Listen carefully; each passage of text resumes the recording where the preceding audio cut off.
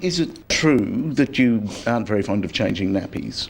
Oh, it's absolutely the gospel, yeah. Can you count the number of nappies you've changed? Yes. Because my wife said she could count the number of times. It is a bit like that with me. I think I'm there for her when it's walking and talking. I mean, I read to her all the time, and I kind of try and introduce her to new things and get her excited about stuff, you know. But well, both my wife and I do that. But I'm much happier in the capacity as mentor. For Bowie, the marriage to supermodel Iman is his second. He lives in New York with a Somalian-born beauty and their baby Alexandria. I got so lost on the shore. His lyrics are still dark, but at 55, Bowie is rich, comfortable, and in remarkable health for one who was once so hopelessly addicted to cocaine and alcohol. Now, you haven't lived an exemplary life. What's the trick here? Oh, no, it's my mum's genes. But is it true that you haven't had a drink or you haven't taken anything for 20 years? Absolutely, I'm a clean machine, yeah, very. Coffee is really a tough one.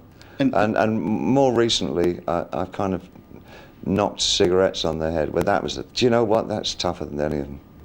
Whoa, nicotine, forget about it. We shall relive in this terrible town.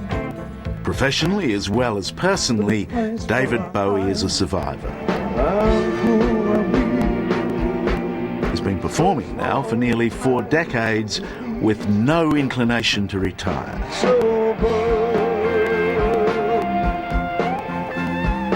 He's just launched a new album, Heathen, and while many of his old rock peers have faded away, Bowie's music and style is still contemporary and endlessly emulated and analysed.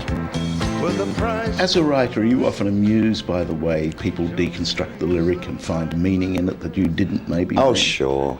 Yeah, it's... Do you accept it if it's a good read or reject it if it I do, frankly. I mean, sometimes the interpretations I've seen on some of the songs that I've written are a lot more interesting than the input that I put in. Such as? No. I don't want to take the mystery away. Yeah. For a man who's helped change the face of modern music, David Bowie had fairly uninspiring beginnings, growing up in bleak and battle-scarred post-war Britain. London was just this terrible, tragic-looking wasteland.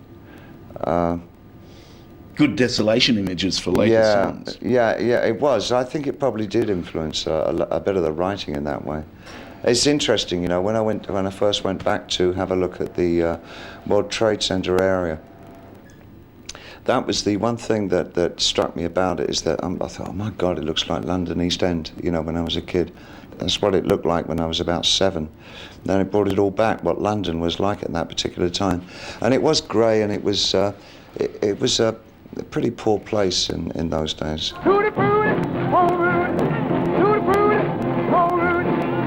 Like so many of his generation, Bowie was seduced by all things American, but most importantly, by the music.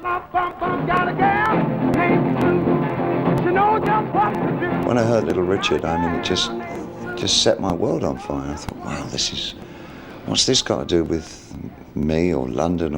But I want a piece of that. That's really fantastic. And I saw the sax lineup that he had behind him, and I thought, I'm going to learn the saxophone, and when I grow up, I'm going to play in his band. So I sort of persuaded my dad to get me a kind of a plastic saxophone and a hire purchase plan. You know, sort of those hire purchase plans he had in those days. HP. HP, yeah. Yeah, and about, $3 bob a week or something for a saxophone. And really, that sort of was really my start into music. That was a great investment that you had. It was, made. yeah, it was. Good old Dad. Let me take you back to the 70s. You shot... I'd rather you didn't. Just for a moment. I've only just got here. You shocked parents, and they were disturbed about their kids watching the transgender thing. Now those same kids have kids, and they're worried by all the antics of Marilyn Manson. Yeah, I think actually the worries are slightly different these days. I think they're not so... You know, rock and roll doesn't have the same currency now as it had then. I think the biggest frightener now is the disturbing lack of interest in among a certain proportion of younger people, a lack of interest in, no curiosity in what's going on. A kind of the idea, the fashionable dumbing down of a generation, I think, is more of a worry. Because I remember, it's not like, oh, that's an old fuddy-duddy way of thinking. Well. But actually, when I was a teenager, I felt much the same. I mean, I used to get really pissed off when people were just like purposefully dumb, it seemed, and didn't have an interest in this. And I fell out with many musicians for the same reason. And oh, I don't need to, don't want to, you know. And it was like, well, then go away. It's a bit like taking a chance on a rocket ship. You know, it might be, and I can't avoid the fact that some of it was terribly exciting. But if you get on that rocket, it's very likely to explode under you, and you'll die. You know, but it's the kind of, you know, you're taking a real chance by doing it. The writer Norman Mailer said that alcohol gave him as much as it took from him. Do you feel the same about drugs? That's an interesting point. That could well be true. As reluctantly as you have to admit it. I think it can open up channels of imagination that maybe were close to you. But the interesting thing is that once they are open, if you've got your wits about you, can keep them open. While Bowie beat his drug habit, there is another enduring problem he's been unable to overcome, a simple fear of flying. Now, where does this fit into your life? It allows me to just write about space as opposed to going into it. How did you get here? How did you get to Paris if you don't like flying? I got the train, mate. What do you feel as the plane takes off? Terror.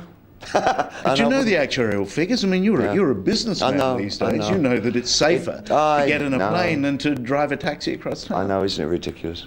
It's absolutely ridiculous.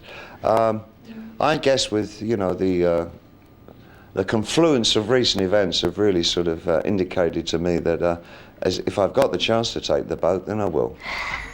My 9-year-old son wanted me to be home, and I said, I can't, I've got one more interview to do. And he said, well, who is it? And I said, well, it's nobody you've ever heard of, it's David Bowie. And he said, David Bowie, that's really cool. A 9-year-old.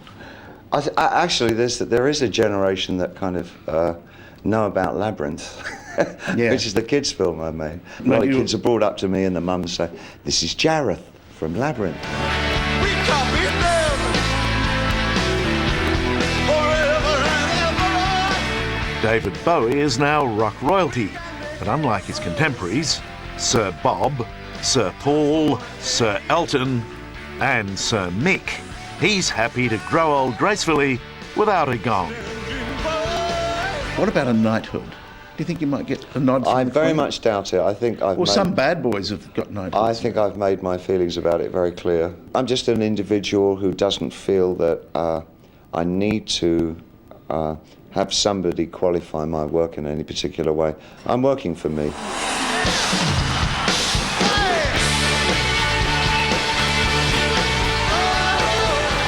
David Bowie is at peace with himself. After decades of publicly confronting his demons, and in the end overcoming them, he seems happy to be a private person. And musically, this elder statesman of rock is happy to suit himself. I think it all comes back to being very selfish as an artist. I mean, I really do just write and record what interests me, and I do approach the stage shows in much the same way. It's the old adage, I mean, you can't please all the people all the time, you know, so you just don't try. So I have to please myself first, and if I'm happy, then my presumption is there's going to be a certain amount of people that will be happy too. But that's my way of working now. It's all about me.